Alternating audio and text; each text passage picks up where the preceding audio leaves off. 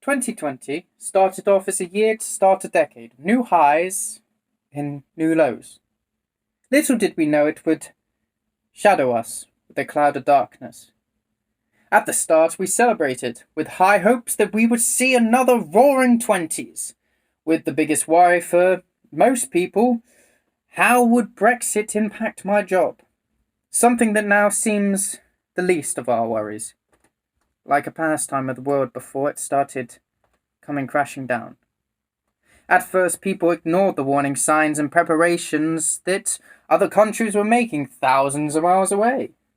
In certain corners of the social media and certain social circles, jokes were made, which downplayed the seriousness of the situation.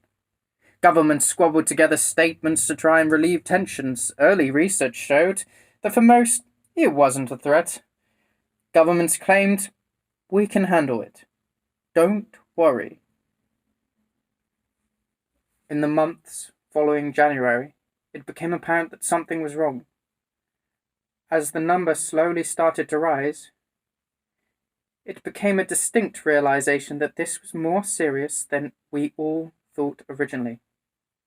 By this point, people were hoarding, mass buying, leaving certain things that we for decades took for granted and had never thought we would squabble over.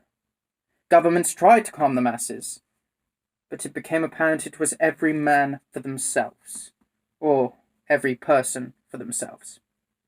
While there were gleaming lights of hope and goodness, there were also instances of greed and despair.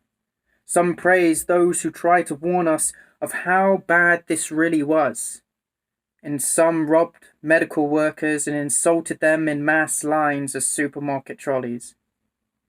Soon, lockdown came, with some resistance that was squandered. Within hours, supermarket websites crashed and some were left with a delivery date 2 months away. Supermarket delivery vans were burned and people ignored the social distancing put in place. Places closed one by one, or dust took the place of humans. And as we sat at home, we heard stories of emergency workers being spat on and insulted still. However, some light shone upon these actions of disgrace. Clapping, cheering, and thank yous for those who continue to save lives, provide, and keep the country going. One thing, though, that we could not ignore were the lives behind the numbers. Each day, new figures and statistics would take the spotlight. Nearly every news report, on every news station, on every day. Each number representing a life lost. A mother, a father, a daughter and a son. A person who means so much to someone. One day, our kids and grandkids will ask us, "Where were you when it happened? What did you do when it happened?"